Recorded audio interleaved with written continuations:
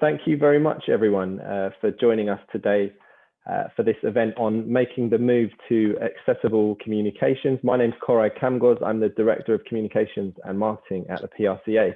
And today I'm joined by two professionals from Current Global who have been instrumental in helping us to develop our accessible communication guidelines, which you may have been familiar with, which were published last month. They've proved incredibly popular amongst members. So we wanted to hold this webinar and this live event to give people a bit more of a chance to understand more about the principles behind the guidelines and take away a few tips to improving your own accessible communications. So as I said, I'm delighted to be joined by two professionals from Current Global. Firstly, we're joined by George, who started his career as an electronics engineer, but craved a more creative canvas, which made him leap into marketing communications. He founded ITG Agency Creation in 2011 and served as global president before teaming up with Current to form Current Global in 2018. George is CEO of Current Global. Growing up with a deaf father and uncle, George has been the driving force behind Current Global's pledge to see accessible communications become the new norm throughout the industry. So thanks very much for joining us, George. Secondly, we have Sena Pottackal. Sena is passionate about using strategic communications and social entrepreneurship to make the communications industry more disability inclusive through the work that takes place, the workforce we employ, and the workplaces we create. Pottackal embraces her multiple disabilities, including blindness, as professional assets, and she joined Current Global as a junior associate to champion the firm's accessible by design commitment. So, as I said, very excited to be joined by both Sena and George for today's discussion. They're both going to run through a presentation which highlights some of the principles that I just referred to. And then at the end of the discussion, there'll be an opportunity to ask questions. Please do feel free to drop any questions that you have in the Q&A box, which you can find at the bottom of your screens. And we'll pick out our favorite ones and feed those across to George and Sena. So with that in mind, we'll get going and I will begin sharing the presentation. Great. Well, thank you, Koray, and thank you to you and all of the team at the PRCA for having us today. And thank you to everyone for attending today's session. If you'd like to go to the next slide, Koray. So today we're going to cover three things. We're going to talk about research that really helps build the case of why accessible communications is not just morally a good thing, but a good thing for business too. We'll talk about some of the straightforward steps that you and your in-house or agency team can take to make your work and campaigns more accessible. Small changes add up to big impact. And lastly, we'll share some inspiration about how truly disability inclusive ideas can really turbocharge creativity. If you'd like to go to the next slide. So when we talk about accessible communications, we mean communications that are inclusive and accessible to everyone. However, every day content is published that's inaccessible to many. Campaigns that are launched that are not designed to be inclusive of people of all abilities, and we must change this. Disabilities come in many forms, both visible and unseen. And the disabilities that are most directly connected to and impacted by the accessibility of communications are visual, hearing, cognitive, and speech. And those are the things that we'll focus on today. According to the World Health Organization, over 1 billion people around the world have some form of disability. That's 1 in 8 of the world's population. In the UK, around 20% of us at some point will experience a communication difficulty during our lives. And of course, as our population gets older, more and more people will need assistive technology.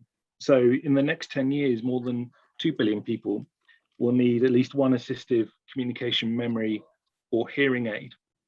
So when you look at that in the round, people with disability are a significant audience to exclude by default or by design. 1 in 8 people.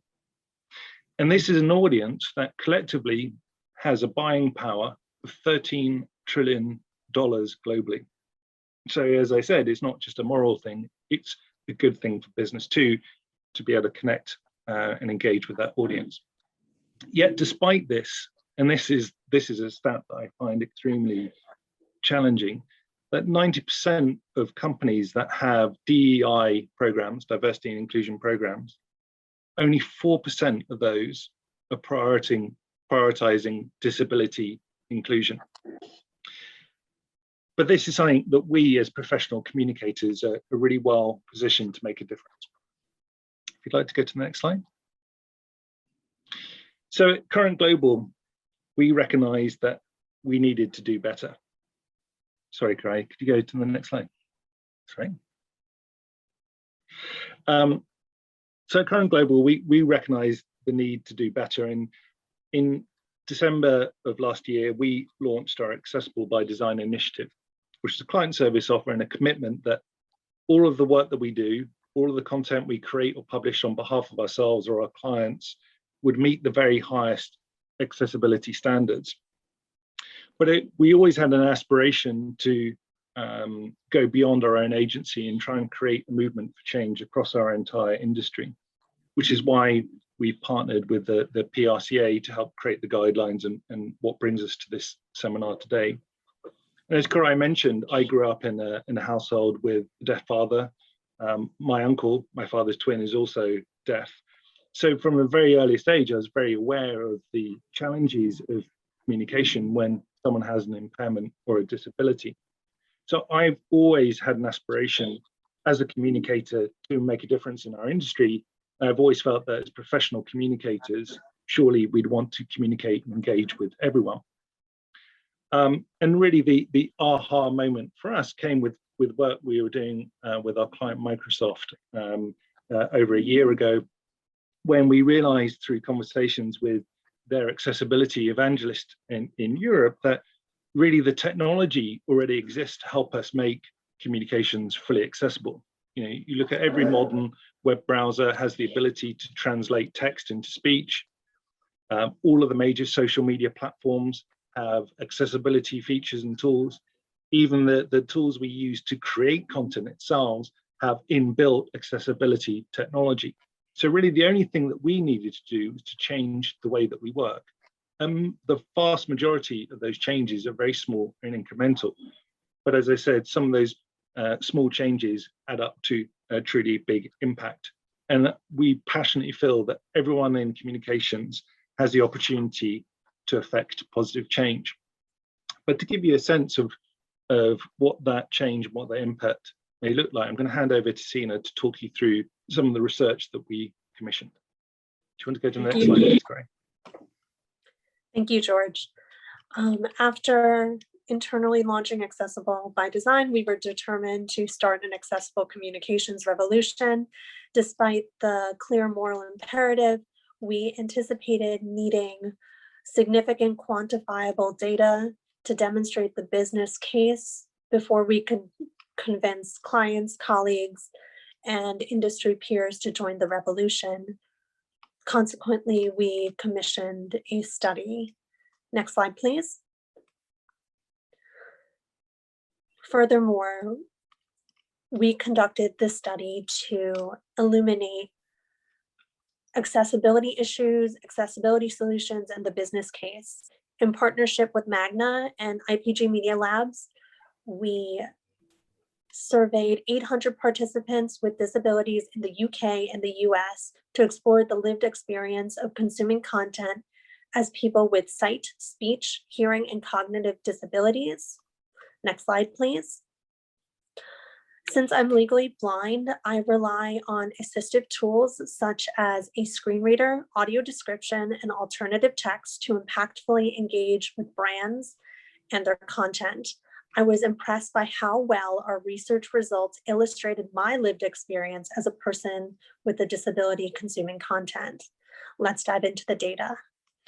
First, a fifth of survey participants said Social media platforms are very difficult to use and consume content on, making it the most problematic media channel.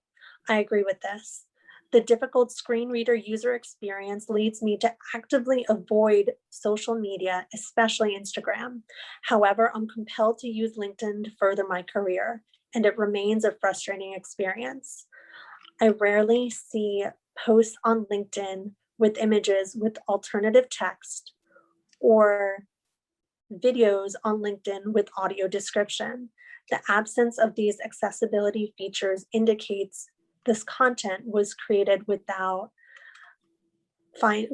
thinking about how to include consumers with sensory disabilities. Next slide, please. Second, assistive tools fail to fix the problem. 64% of participants who use an assistive tool reported having issues consuming content, with 30% of these participants attributing their issues to the content itself, directly pointing to where brands have an opportunity to help. For example, I use a screen reader. The screen reader cannot independently recognize an image and accurately describe it with adequate detail. Instead, I rely on content creators to publish pictures and provide descriptive alternative text so my screen reader can read the alt text and then inform me about the image. Next slide, please. Lastly, accessible communications impacts attitudes and actions towards brands, affecting the bottom line. Inaccessible communications yields negative outcomes. When communications are inaccessible, 40% of participants said they would take negative actions towards a brand, including not purchasing it over another brand and not recommending it to family and friends. Also, 81% of participants said inaccessible communications evokes negative feelings towards a brand, including feeling disconnected from the brand, feeling less excited about the brand, feeling the brand lacks positive qualities, and feeling the brand is unreliable. My consumer behavior confirms this. When I'm looking to make a purchase, I will review a company's website. If the brand's website is inaccessible, I will stop considering the brand. I will start considering another and discourage family and friends from wasting their time with this inaccessible brand. Conversely, positive actions are inspired by accessible communications. When a brand's communications are accessible, 60% of participants said they would take positive actions towards a brand, including recommending it to others and purchasing it over another brand.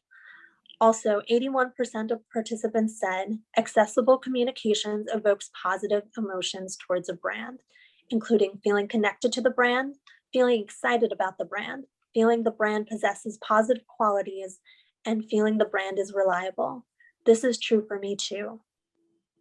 When a brand's communication is accessible, I feel excited about the brand, and I appreciate the brand for showing me that it thought of me. As a result, I will be more likely to try the brand's products or services. If the brand's products and services work for me, I then become a brand evangelist often, and I will then adamantly advocate for this brand among family and friends. Next slide, please. On behalf of the disabled community, thank you so much for investing your time today to learn how to make your content and campaigns accessible for all. Here's how you as an organization and as an individual can get started. Next slide, please. We encourage starting with the accessibility guidelines. We partnered with PR trade associations such as the PRCA in the UK and the PR Council in the US to publish these guidelines. These free comprehensive guidelines offer practical and simple steps you can take today to make your content accessible to all. The guidelines show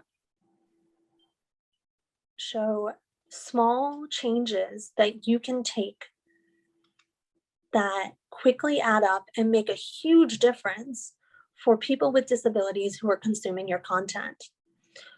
When you review the guidelines, it will cover the following topics: social media accessibility features. Each social media platform is different and has its own accessibility features and guidelines. So we have provided tips for how to create accessible content on Facebook, Instagram, Twitter, and LinkedIn. The Microsoft Accessibility Checker and Accessible PDFs. This is a free tool the Microsoft Accessibility Checker is a free tool that will flag accessibility issues, explain why these are issues for people with disabilities, and how you can fix them. At Current Global, we use the accessibility checker like spell check.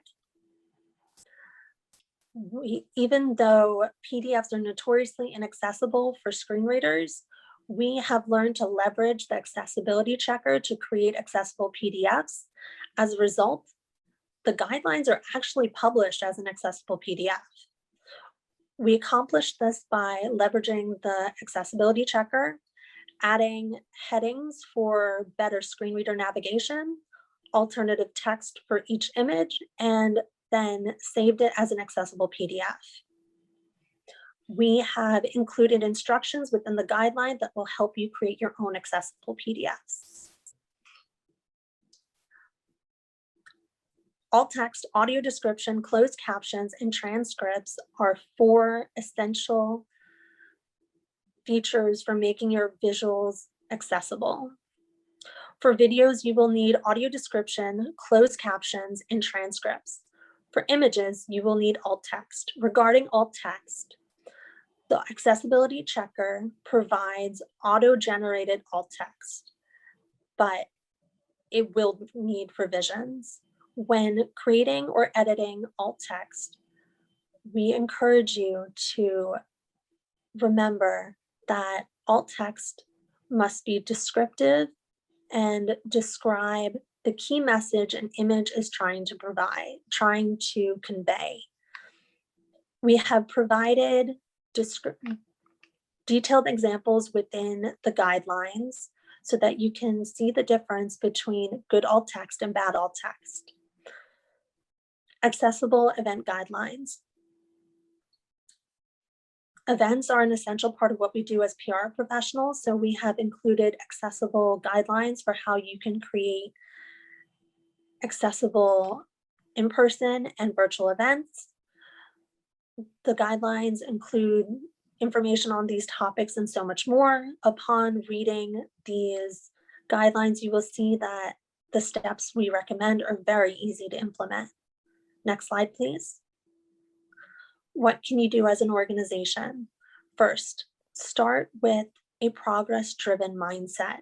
Strive for progress over perfection. At Current Global, we're not perfect. Instead, we are learning every day, and we are taking steps to become more accessible communicators. With this growth mindset, our co-CEOs told us we're not expected to be perfect on day one, but we are expected to use the internal guidelines and the accessibility checkers to try to make our content more accessible. Second, publish a manifesto.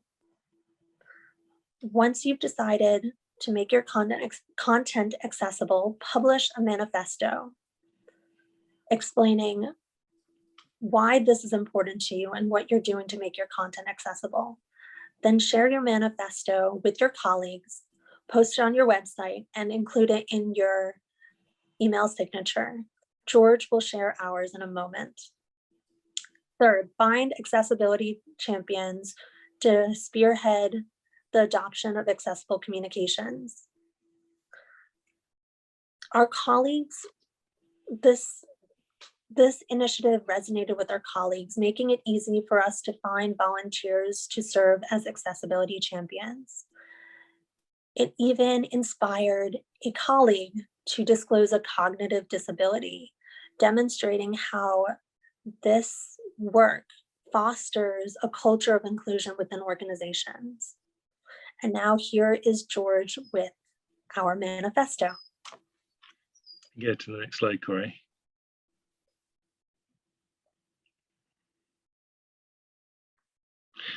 So I'm going to read this in my best dramatic voice. But as Sena said, this really is all about setting the tone and thinking about creating the right kind of environment and culture within the organization to affect change. Signals really that as an agency that we wanted to embrace people of all abilities and explain why we were so passionate about this mission to affect change. So my father is deaf, so is his twin brother, my uncle.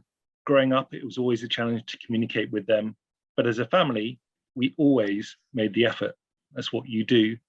Sadly, it's not always been my experience in professional communication. Everyday content is published that's inaccessible to many. Campaigns are launched that aren't designed to be inclusive of people of all abilities. But it doesn't have to be that way. Over 1 billion people, 1 in 8 of the world's population has some form of disability. In an aging population, more than 2 billion will need at least one assistive communication, memory, or hearing aid in the next 10 years. That's a significant audience to exclude by default by design. We have a moral duty to change this, and it makes obvious commercial sense for our clients too. So we're making a commitment as an agency. When we say that we'll develop campaigns to engage everyone, we mean it. When we say we make interactive online content, it won't be just for some, but for all. When we build brands, we'll make sure that they will reach everyone. We will work to build the in-house capabilities of our clients to do the same, and we'll partner with professional bodies around the world to champion accessibility and promote industry best practice. Things won't change overnight, but if we make the effort, we hope others follow. As passionate communicators, it's what we do that matters. Next slide, please, Corey. What can you do as individuals? First, read the guidelines and keep them handy. Second, use the checklist like you use spell check. This checklist is on the last page of the guidelines, and it provides a step-by-step guide on how you can ensure that your content and campaign will be accessible for all from conception to execution. Third, follow influential voices within the disability inclusion space, such as Disability In, The Valuable 500, and the New York Times disability section. Add these influential voices to your must-read/must-listen-to list. Fourth, be conscious of your writing, using clear and concise language and avoiding acronyms and jargon. Fifth, engage your clients in this important work. Next slide, please. Here's George again. Thank you, Sena. We've published a website, AccessibleHyphencommunications.com, as a space to host information, best practices, news, case studies, and more to help you in your journey towards accessible communications. So right now you can find the PRCA guidelines there. Obviously, you can also find those on the PRCA website. We're about to publish a refresh for the site, which will include a whole host of additional content. So please bookmark it, please check back. There'll be more content added over time. And if you have anything to contribute, let us know. We'd love to make sure that this is a genuine industry resource available to everyone. If you can do the next slide, Corey. And we're also asking our friends and colleagues in the industry to make a similar commitment to the one that we made in December. You can sign up to making that commitment on accessible-communications.com.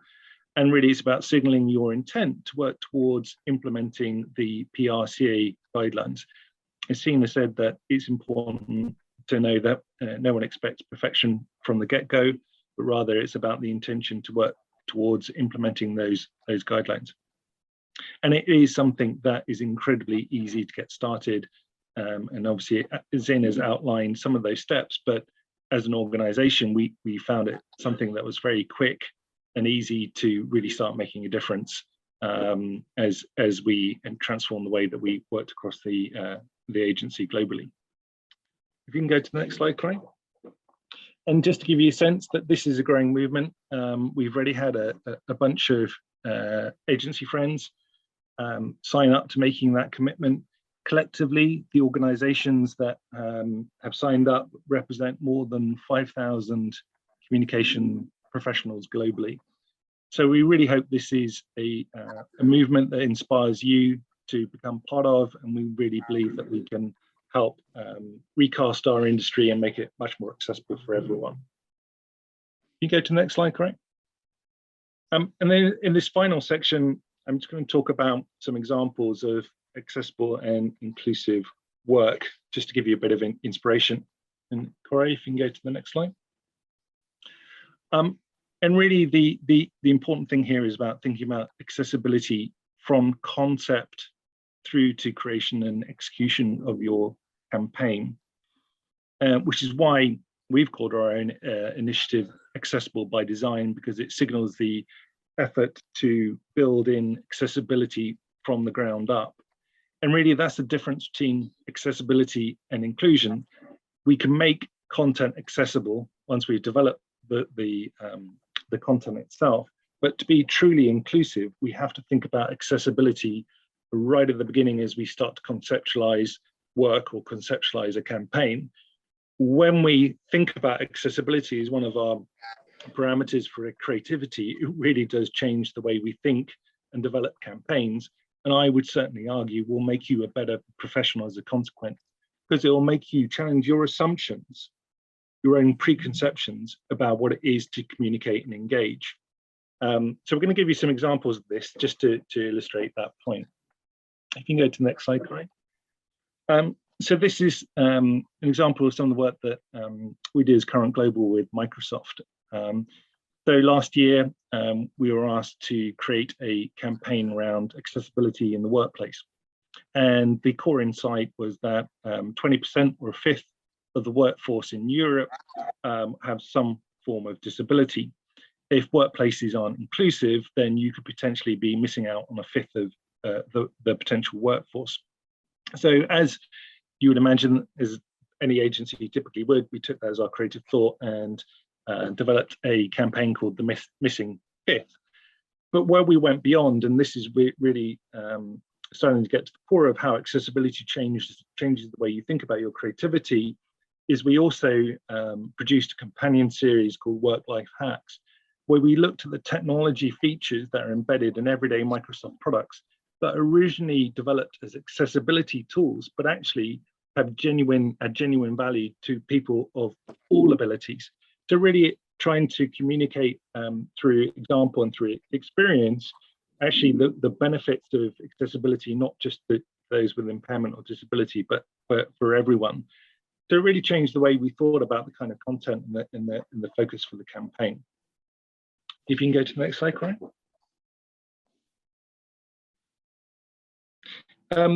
Here's another example where, for me, accessibility is the campaign. And this is an example of work done by our sister agency, Weber Shandwick. Approximately 350 million people suffer from colour blindness, roughly 1 in 12 men and 1 in 200 women worldwide. And that's slightly challenging when it comes to playing Uno, which, if you've ever played it, you know it's a game that requires you to play cards based on their colour as well as their number. So the Weber Shandwick team worked with the client Mattel to create the first ever accessible card game version of Uno for people with colour blindness by adding a colour alphabet that you can see is the raised bumps on the cards, so people can actually understand what colour they're dealing with. That campaign in itself generated hundreds of pieces of coverage, generated several 100 million impressions, and that version of the game sold out in its first week of launch. And I know, Sena, you've had a recent experience with accessible Uno as well. I have. I recently purchased the braille version of Uno, and I was amazed by the user experience. It had braille on the packaging instructing consumers to go to an accessible website where they could learn how to use the product and play the game. This was the first and only time I have ever experienced a product that was accessible and ready to use straight out of the box. And I was very grateful and excited for this experience. And I look forward to the day when this is a standard practice. Cool, thank you. If you can go to the next slide, Corey. And it's not just about thinking about accessibility in terms of campaigns, but accessibility is rapidly becoming core to things like product design or even store design. So a couple of examples here from the past couple of months. The first one on the left is an image of a new accessible designed deodorant product from Degree called Degree Inc. or Degree Inclusive. And it's purposely being designed for people with upper limb disability or those with visual impairments. So there are various features in the product design, as you can see, in terms of the ability for people to grip the bottle and also open it. It has a super wide ball, so you can get more deodorant on in one application. But that was a very significant launch, both for Degree and Unilever, and as far as I know, was first of its kind in terms of having a dedicated product range for accessibility. But I certainly see that this is the start of much more to come, and I would expect that Unilever will continue to promote this approach across the way it designs other products in its portfolio. The second example on the screen is an image of Starbucks menu in Braille. So this is something that Starbucks has recently launched across all its US stores. So now you can go in and order your latte from using a Braille menu. But accessibility doesn't stop there for Starbucks. They've recently made the Era app available to customers, and what that app does is it connects a user to a virtual assistant by phone, who then uses your smartphone camera to visually describe what's around you. So it helps make the stores and the experience much more accessible for people with visual impairment and disabilities. And Starbucks is even going beyond that and is actually looking to redesign its entire store layout to make it more accessible, full stop. I know they've got pilots with 6 stores to finesse their approach to accessible experiences, which then they're going to roll out in the US and then hopefully roll out globally. So major brands are now putting accessibility at the very core of their customer experience, product experience, and the way that they engage in their customers as well.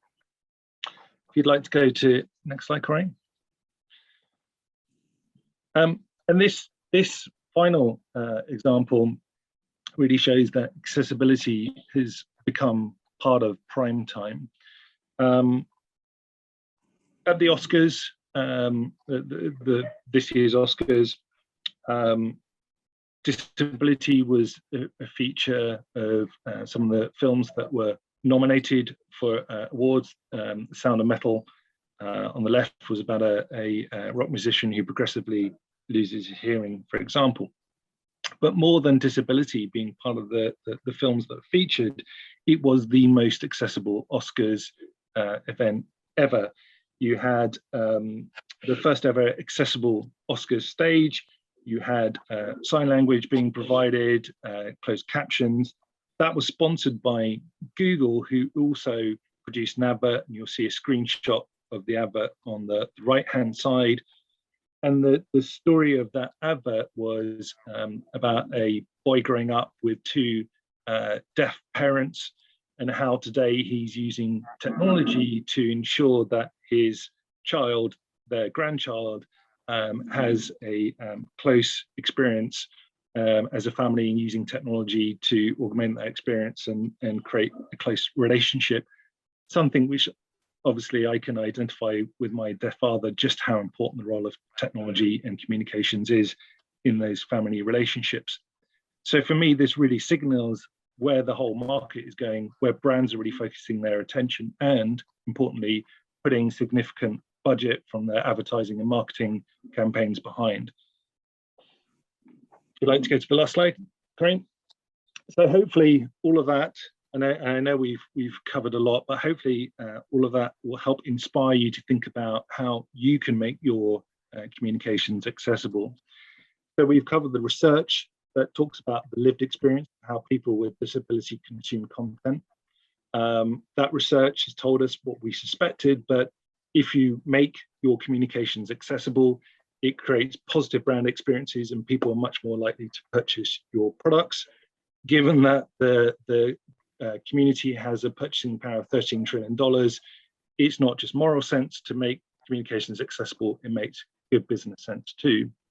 We've also talked a little bit about the guidelines and some of the tips or things that you can do to start to implement them.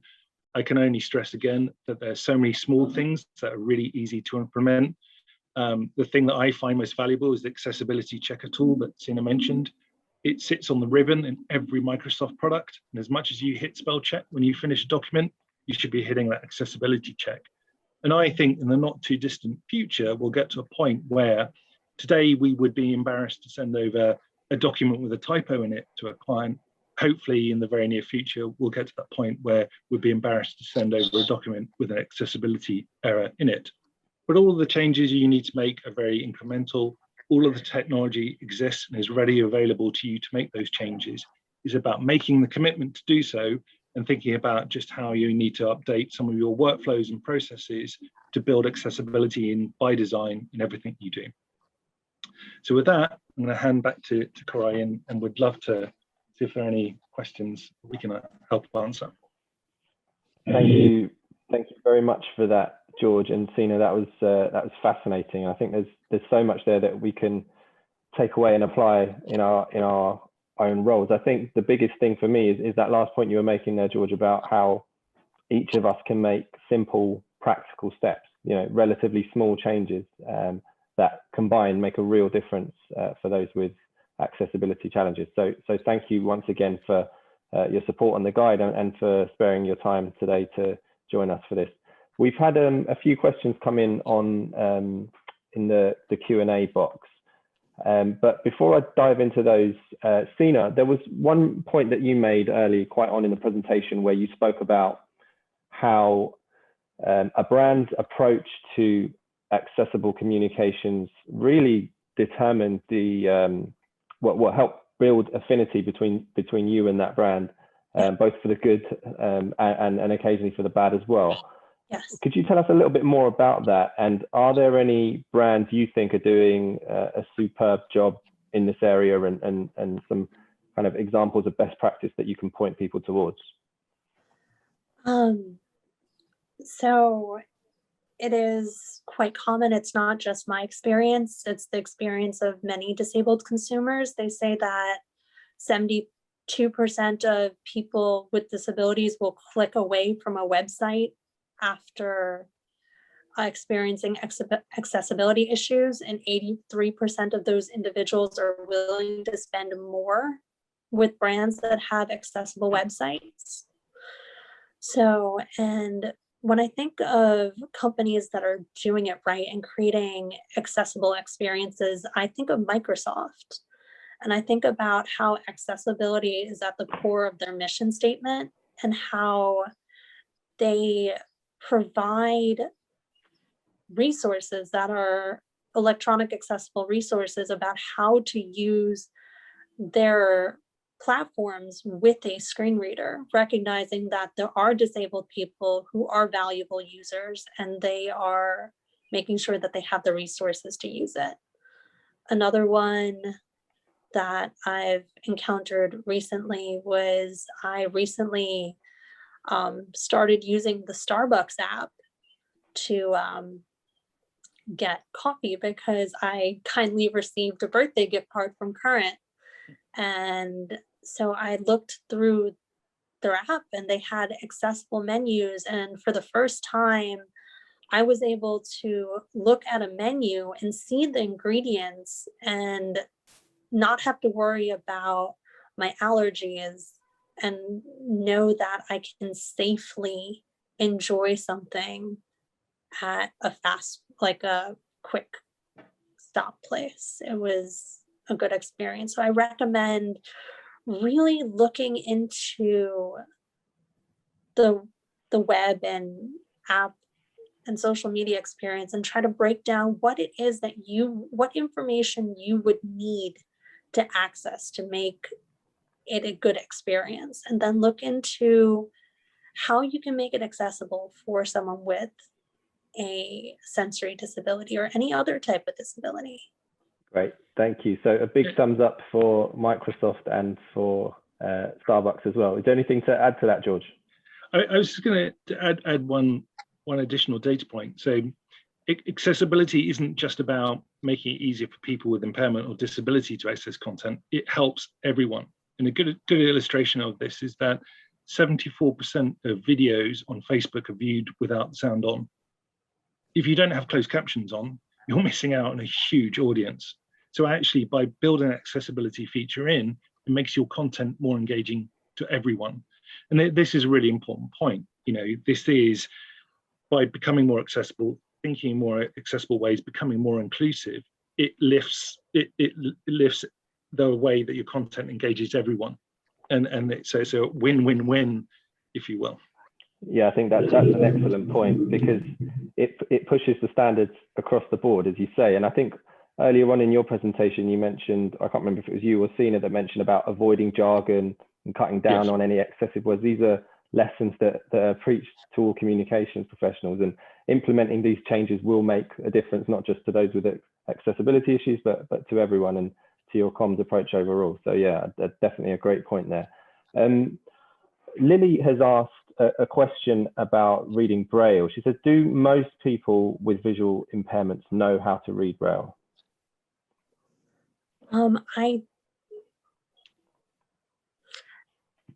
It varies. In the past, there has been a movement away from learning Braille, and there's a resurgence of learning Braille and because there's research about how Braille literacy is very helpful for people as they pursue work. So there's more of a resurgence of learning Braille. And it's something that I've recently learned. So. Thank you. But obviously, from your point of view, something that you really value, and one thing that absolutely. brands and organizations should take into account. Sarah West has also asked a question. She says, really great talk. Thank you both. Do you have any advice for people trying to influence this change upwards in their organizations? Yes, I'm sure we do have lots of advice. I think from us as an agency, as an organization, you know, we realize that the commitment really has to come from the top. So, you know, my co-CEO, Virginia Devlin, who's based out in Chicago, you know, together, we made that commitment that the entire firm was going to champion accessible communication. So I think it's something that does have to come from the top, because ultimately there's a cultural change aspect to this. Part of that is creating an environment that feels inclusive, but also an environment where people know that it's okay not to get everything perfect from day one, and it's okay to learn and develop and get better at driving some of these things that you need to do to make comms accessible. So really, if you're managing up, I think you have to engage senior leaders and get their commitment. From a sort of client perspective, you know, what was helpful for us was also to say, look, you know, this has there's a real commercial impact of doing this as well. So it's not just something we're doing because it's the right thing to do, but it's you know, important for our clients too. Imagine if I, you know, went to any client and said, look, we're just going to ignore 15% of your total audience. We're just going to ignore them. We're going to put it aside. And despite the fact that they've got billions of dollars, we're just, you know, we're not going to go after those people, right? your client would fire you on the spot, right? And so I think there's ways both within an agency environment when you say, we need to reach everyone. This is what we promise our clients. Here's a way to potentially engage the leadership, and certainly within the client community or in-house community. When you start thinking about it through that commercial lens, it is an absolute no-brainer. Yeah, I think that's a good point. This question comes in from Michael, and perhaps another one for Sena. Sena, earlier on in your talk, you mentioned that you found Instagram to be quite inaccessible as a social media platform. Michael's asked, are there any platforms, be they video or social media, that you suggest organizations stay away from using due to the lack of accessible functions? Are there any kind of standout examples of ones that you'd avoid? I wouldn't avoid them. What I would do is I would review the guidelines and look at how you can make your content more accessible. If the images on Instagram, if they all had detailed descriptions for their alt text, I would use Instagram. If there was audio description on the videos, I would use it. It would be content that I can engage with. But at the moment, it's very rare to find it. So, and I would add, yeah. And I would add to that it's worth thinking about using multiple platforms, not being reliant on one for your campaign execution. There's been a lot of conversation around Clubhouse in particular, because that's exclusionary by design as a platform. Obviously, I think within the comms community, so many people got really excited about it, and I was sitting there but this is just so exclusionary. So I don't think people should necessarily avoid using Clubhouse, but also make that content available in other formats on other platforms, so anyone can benefit from those conversations and engage with the content. So it is exactly as Sena said. It's about being thoughtful and making sure that you have good content hygiene in the first instance. But as comms professionals, we think about our campaigns in a multi-channel format anyway, so we should be doing this. So again, it's not about necessarily doing things that we wouldn't already do. It's just about being thoughtful in that approach from the very moment you start conceptualizing what the campaign should look like. Yeah, I think that's great advice.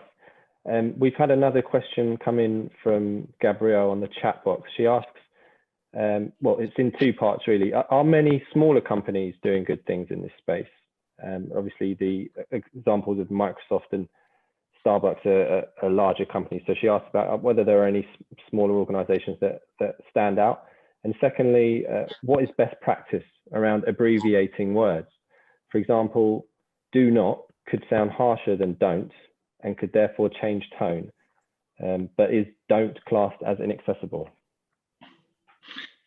Some good questions.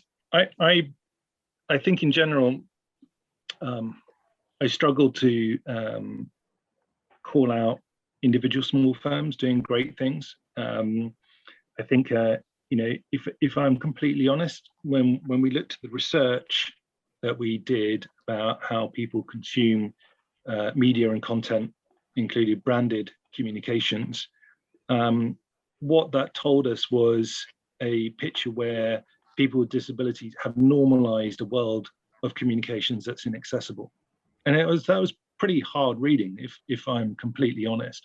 When we asked the question of what can brands do to make a difference, the answer almost uniformly was, I just don't know. And that tells you that we have a significant issue.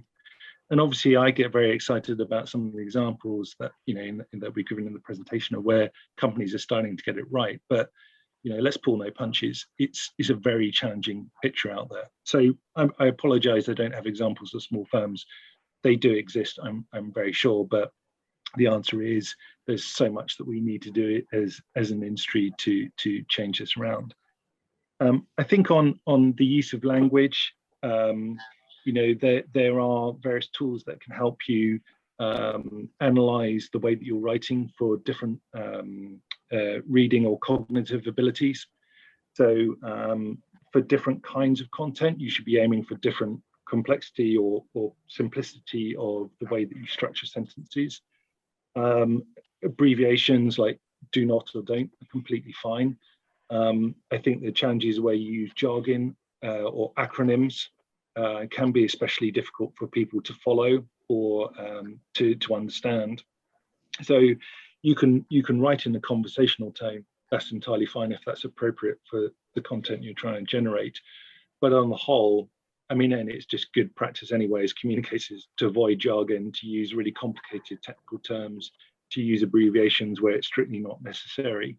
So those are the things that you should definitely avoid at all costs. Right. May I share something? Sure, of course. So I'm someone who also struggles when I see abbreviations. Something that helps me when I'm reading content is when communicators will mention the full name of something and then provide in parentheses afterwards how they will be abbreviating it moving forward. Yeah, which again is kind of best practice for everyone, really, isn't it? It's another example of where, you know, a better and a higher standard of communication works for everyone across the board. I think that's a great point. I'm conscious that we are running short on time. So I just wondered if I could ask each of you, perhaps starting with you, George, and then moving to you, Sena, if you could just briefly summarize one point that you'd like our delegates to take away from today's session, what would that be?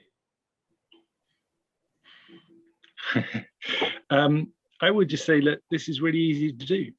I mean, it sounds when you think about the size of the problem, the nature of the problem, you think, gosh, you know, this is going to be really complicated. If we're an agency or an in-house team, gosh, this commitment seems really huge. But the answer is it's not. It's really simple. As I stressed before, the tools exist. They're really simple to use. The best practices and how you apply them are really, really straightforward. I remember when I started in PR, back when dinosaurs stalked the earth and TV was still in black and white, that you should internalize the Economist style guide, you know, for writing. Same thing applies here. You can just internalize the PRCA guidelines, and once you've done that, then making communications accessible will become second nature. Absolutely. And Sena? Small steps make a huge difference. These little changes, they add up and they will make a huge difference for those of us with disabilities who are engaging with your content. We want to hear your message. We want to engage with your content. We want to integrate your brands into our lives, but we need your help. And it starts by taking these small steps that are in the guidelines. I think that's a brilliant point to end on. George and Sena, thank you so much for your time today. It's been hugely beneficial, and I'm sure our audience have taken an awful lot away from it. Thank you very much. You're very welcome. Thank you for having us. To our audience, thank you all for joining us.